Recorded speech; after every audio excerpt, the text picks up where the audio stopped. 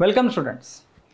Public ॲडमिनिस्ट्रेशनची जी आपण series करतो आहे, ज्यामध्ये आपण वेगवेगळे जे थिंकर्स आहेत, पब्लिक ॲडमिनिस्ट्रेशनचे थिंकर्स, त्याच्याबद्दल आपण अभ्यास करत आहे. याआधी आपण बरेचसे थिंकर्स ऑलरेडी पाहिलेले आहेत आणि हेनरी फायोल हा जो एक थिंकर आहे, या थिंकर्सबद्दल सुद्धा आपण माहिती पाहिलेली आहे.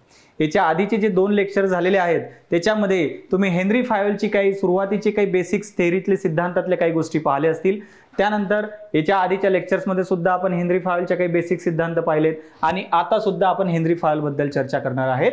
छोटे छोटे लेक्चर्स आहेत, परंतु आपले जे वेगवेगळे ॲडमिनिस्ट्रेटिव्ह थिंकर्स आहेत त्या थिंकर्स बद्दल अतिशय महत्त्वाची माहिती इथे आपल्याला कळते आणि अतिशय सोप्या भाषेमध्ये आपण हे सगळं समजून घेत आहे.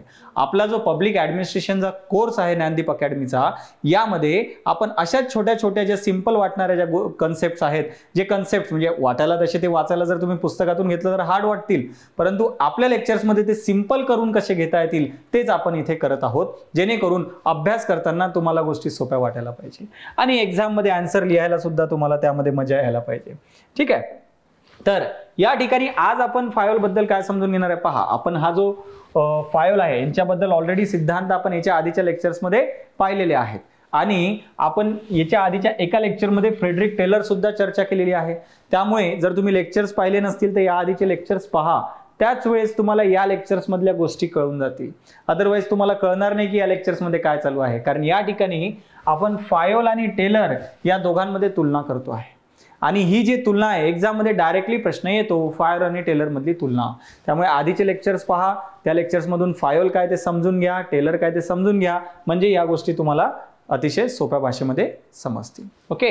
तर ज्यावेळेस आपण तुलना करतो त्यावेळेस आपण काही समान सुद्धा सांगतो आणि काही विरोधाभास असलेले सुद्धा मुद्दे सांगतो. तुलना फक्त विरोधाभास असलेल्या मुद्द्यांची नसते, समान असलेल्या मुद्द्यांची सुद्धा असते. त्यामुळे सुरुवातीचे 4 मुद्दे जे आहेत ते समान असलेले मुद्दे आपण पाहणार आहे आणि नंतरचे जे 2 मुद्दे आहे त्यामध्ये विरोधाभास आपल्याला कुठे दिसून येतो ते आपण या ठिकाणी पाहणार आहे. तर समान मुद्दे आणि त्यानंतर विरोधाभास असलेले मुद्दे असे दोन्ही मुद्दे आपण इथे पाहणार. पहिले तुलना करताना पहिले समान मुद्दे पाहूया. फायोल आणि टेलर मधला पहिला मुद्दा काय आहे पहा. दोघांनाही व्यावहारिक मुद्द्यांवर आधारित सिद्धांत तयार केलेले आहेत. व्यावहारिक मुद्द्यांवर आधारित म्हणजे व्यवहारामध्ये प्रोडक्शन वाढवण्यामध्ये जी तत्वे कामाला पडतील त्या तत्वांबद्दल फायोलही बोलला आहे, त्या तत्वांबद्दल टेलर सुद्धा बोललेला आहे. जसा फायोल सांगतो की बाबा कामाच्या तुम्हाला 6 पद्धतीनुसार तुम्हाला कामं करावे लागतात, ठीक आहे, किंवा 6 ऍक्टिव्हिटीज असतात ते तुम्हाला करावे लागतात. या ऍक्च्युअल व्यवहारिक नॉलेज आहे ते प्रत्येक ऑर्गनायझेशन मधलं. तेच जर टेलर बद्दल जर पाहिलं, टेलर सुद्धा म्हणतो बाबा पद्धती अभ्यास करा, कार्य अभ्यास करा, वेळ अभ्यास करा. म्हणजे व्यावहारिक मुद्द्यांवर आधारित सिद्धांत दोघांनी तयार केले. त्यानंतर दोघेही संरचनात्मक पदानुक्रमास प्रोत्साहन देतात. पदानुक्रम, हायरार्की. ऑर्गनायझेशन मध्ये हायरार्की, पदानुक्रम असायला पाहिजे. टेलर पण सांगतो, फायोल पण सांगतो. कारण हायरार्की याच्या आधीच्या लेक्चर्स मध्ये सुद्धा मी सांगितलेलं आहे. हायरार्की पदानुक्रम असेल तर तुम्हाला माहित असते की बाबा तुम्हाला ऑर्डर कोणाकडून घ्यायची आहे, रिपोर्ट कोणाला करायचा आहे, किंवा तुमचं प्रमोशन झालं तर तुम्ही कोणत्या पोस्टला जाणार हे तुम्हाला कशामुळे कळते? हायरार्कीमुळे. त्यामुळे दोघेही हायरार्कीवर फोकस करतात. त्यानंतर दोघेही यांत्रिक दृष्टिकोन वापरतात. दोघेही यांत्रिक दृष्टिकोन. ओके. मेकनाइज्ड दृष्टिकोन हा दोघांचा आहे. म्हणजे दोघेही जे व्यक्ती जे आहेत त्या व्यक्तींना मशीन सारखं कसं काम करून घेता येईल आणि प्रोडक्शन कसं वाढवता येईल, दोघेही त्याच्यावर फोकस करतात. त्यामुळे अमानुषता ही टेलरच्या थेअरीमध्ये सुद्धा आहे आणि फायोलच्या थेअरीमध्ये सुद्धा आहे. दोघेही कामाच्या विभागणीवर भर देतात. आपण डिव्हिजन ऑफ ए वर्क हे टेलरमध्ये सुद्धा पाहिलं आणि हे फायोलमध्ये सुद्धा पाहिलं. कामाची विभागणी. ओके.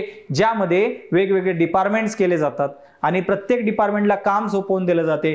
ते त्या कामामध्ये एक्सपर्ट असतात आणि ते काम चांगलं करू शकतात. यामुळे ओव्हरलॅपिंग वर्क होत नाही किंवा एकच व्यक्ती 2 कामं करत आहे असं होत नाही. त्यामुळे खर्च सुद्धा वाचतो, वेळ सुद्धा वाचतो. त्यामुळे दोघेही या गोष्टीवर भर देतात. परंतु सिमिलॅरिटी सोबत दोघांमध्ये काही डिफरन्सेस सुद्धा आहे. जसा की फ्रेडरिक टेलर हा जमिनी स्तरावरच्या व्यवस्थापनाबद्दल बोलतो. फ्रेडरिक टेलर पहा, ट्रेनिंग घेतली पाहिजे. ओके. त्यानंतर त्यांना प्रॉपर सिलेक्शन मेथड असायला पाहिजे. सोल्डरिंग सारख्या कन्सेप्ट सांगतो, ज्याचे तो मानसिकता सांगतो वर्करची की वर्कर का कमी प्रोडक्शन करतात. ओके, जे वर्क स्टडी, टाइम स्टडी, कार्य अभ्यास किंवा टाइम अभ्यास तो सांगत आहे. कशासाठी सांगत आहे?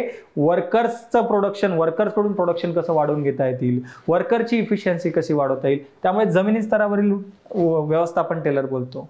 तेच जर तुम्ही फायोल जर बोलला, फायोल हा मॅनेजर स्तरावरचं जे व्यवस्थापन आहे त्याबद्दल बोलतो की मॅनेजरनी काय करायला पाहिजे.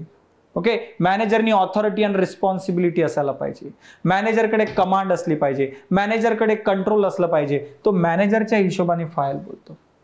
दुसरा फरक हा की टेलर जो आहे कार्यकारी मुकादम पद्धतीबद्दल बोलतो. फंक्शनल फोरमॅनशिप, कार्यकारी मुकादम, की एक व्यक्तीवर लक्ष ठेवायला 8 व्यक्ती असतील. आपण पाहिलंय हे टेलरच्या थेअरीमध्ये. परंतु फायोल काय म्हणतो? नाही, एकाच व्यक्तीकडून ऑर्डर घेण्यात यावी. 8 लोक तर नकोच, एकाच व्यक्तीकडून ऑर्डर घ्यायला पाहिजे. त्यामुळे हा सुद्धा फरक तुम्हाला टेलर आणि फायोलमध्ये दिसतो. त्यामुळे तुलनेमध्ये अशा प्रकारचे साम्य सुद्धा तुम्हाला दिसतात आणि असे फरक सुद्धा तुम्हाला दिसतात. ठीक आहे. त्यानंतर फायोलच्या थेअरीमध्ये जो लास्ट पॉइंट आपण पाहतो आहे तो आहे टीका. बरं, फायोल आहे, आपण याच्या आधीच्या लेक्चर्समध्ये सुद्धा पाहिले, भरपूर चांगल्या गोष्टी त्यांनी सांगितलेल्या आहेत, परंतु त्यावर काही टीका सुद्धा आहेत. टीका पाक असल्या आहेत. पहिला, संरचनेकडे दुर्लक्ष करून कार्यावर लक्ष. बरं, ऑर्गनायझेशनमध्ये काय काय कामं केले पाहिजे हे फायोल फार चांगलं सांगतो, पण तो ऑर्गनायझेशनची रचना कशी असायला पाहिजे त्याबद्दल जास्त पॉईंट देत नाही. 1-2 पॉईंट्स आहेत, जसे की युनिटी ऑफ कमांड किंवा हायरार्की, पदानुक्रम वगैरे, परंतु ऍक्च्युअल स्ट्रक्चर कसायला पाहिजे असं ऑर्गनायझेशनचं. मॅनेजरचं काम काय असेल, वर्करचं काम काय असेल, ते कसे एकामेकाला रिपोर्ट करतील, कोणकोणत्या डिपार्टमेंट्स कसे बनवले जातील, स्ट्रक्चरवर त्याचा खूप फोकस नाही आहे. तो कामं काय करायला पाहिजे याच्यावर जास्त फोकस आहे. संस्थेचं तो अमानुषीकरण करतो, कारण त्याचा दृष्टिकोन हा यांत्रिक आहे. ओके, माणसासारखी ट्रीटमेंट न करता माणसाला मशीन सारखं वापरून घ्यायचं, हे त्याचा मेन दृष्टिकोन आहे, जो टेलरचा सुद्धा दृष्टिकोन होता. तो मानसिकतेबद्दल कुठे बोलत नाहीये. कुठेही पहा फायोलने त्याच्या थेअरीमध्ये, याच्या आधीच्या आपण लेक्चर्समध्ये मी फायोल बद्दल बोललो, कुठेही मानसिकतेबद्दल बोललो का? तो मानसिकतेबद्दल बोलत नाही, तो मोटिवेशन बद्दल बोलत नाहीये, तो सायकोलॉजी बिलकुल बोलत नाहीये. कारण तो व्यक्तीला समजतो मशीन, आणि त्यामुळे संस्थेचं अमानुषीकरण सुद्धा होते. तत्वांमधील विरोधाभास. आता फायोल पहा, फायोल म्हणतो, एकीकडे म्हणतो की कमांड एकाकडेच असायला पाहिजे, एकच व्यक्ती तुम्हाला ऑर्डर देणार आहे. दुसरीकडे फायोल म्हणतो इनिशिएटिव्ह, की तुम्ही जे अभिप्राय सुद्धा घेतला पाहिजे लोकांचा, खालच्या लोकांचा काम करण्याचा, त्यांना सुद्धा पुढाकार घेता यावा, त्यासाठी त्यांना प्रेरणा दिली पाहिजे, म्हणजे त्यांना तो चान्स दिला पाहिजे, ती संधी दिली पाहिजे, असा तो बोलतो. याच्यामध्ये विरोधाभास नाही वाटत का? की एकीकडे तुम्ही म्हणतात नाही ऑर्डर एकच जण येईल, दुसरीकडे म्हणतात पुढाकार घेण्याची संधी द्या. या दोन्ही गोष्टी सोबत कशा होऊ शकतात? विरोधाभास आहे. तत्वांमध्ये अतिव्यापीपणा, ओव्हरलॅपिंग आहे. आता पहा, फायोल 3 गोष्टी बोलतो: unity of direction, unity of command आणि सेंट्रलायझेशन. सत्तेचं केंद्रीयकरण करा, कमांड एकच व्यक्तीने दिली पाहिजे, दिशानिर्देश एकाच व्यक्तीकडून आले पाहिजे. अरे सिमिलरच आहे ना हे, एकाच व्यक्तीकडून दिशानिर्देश येणं किंवा एकाच व्यक्तीकडून ऑर्डर येणं सेमच आहेत ना. आणि ह्या गोष्टी केल्या म्हणजे सेंट्रलायझेशनच करत आहे ना आपण. त्यामुळे एकच गोष्ट 3 वेळ सांगितलेली आहे. असेच तर एवढे प्रिन्सिपल, 14 प्रिन्सिपल दिलेत त्यांनी. सेम प्रिन्सिपल पुन्हा पुन्हा का देत आहे? असाच तत्वांमध्ये अतिव्यापीपणा आपल्याला फायोलच्या थेअरीमध्ये दिसून येतो. हा त्याच्यावर असलेली टीका आहे. या टीका आपल्या फायोलच्या थेअरीवर आहेत. अशा प्रकारे आपण फायोल सुद्धा समजून घेतलेला आहे, आणि याच गोष्टी आपण आपल्या पब्लिक ऍडमिनिस्ट्रेशनच्या कोर्समध्ये आपण चांगल्या प्रकारे समजून घेतो. जो ऑनलाईन आणि ऑफलाईन या दोन्ही मोडमध्ये आपला हा कोर्स आहे. जो ऑफलाईनचा जो कोर्स आहे तो आपला 7 जुलै पासून चालू होत आहे. त्याच्या ऍडमिशन्स ऑलरेडी चालू आहेत. पुण्यामध्ये असाल तर ज्ञानदीप अकॅडमीच्या ऑफिसला व्हिजिट करा आणि या कोर्सला तुम्ही ऍडमिशन घेऊ शकता. Online course already recorded lectures आपले अवेलेबल आहेत, आणि अजून रेग्युलर रेकॉर्डेड लेक्चर्स येतात विथ आन्सर रायटिंग, नोट्स, सगळं ते आपल्याला ज्ञानदीप ऑप्शनल ॲपवरती मिळणार आहे. आपलं हे टेलिग्राम आणि इंस्टाग्राम चॅनल आहे, ज्याला तुम्ही जॉईन करू शकतात. आणि जर कॉन्टॅक्ट करायचा असेल तर कॉन्टॅक्ट करण्यासाठी इथे माझा नंबर आहे 940 542 546 1. या नंबरवर तुम्ही आपल्या कोर्सच्या रिलेटेड काही इन्फॉर्मेशन पाहिजे असेल त्याच्यावर तुम्ही कॉन्टॅक्ट करू शकता. भेटूया नेक्स्ट लेक्चरमध्ये नेक्स्ट थिंकर सोबत. थँक्यू.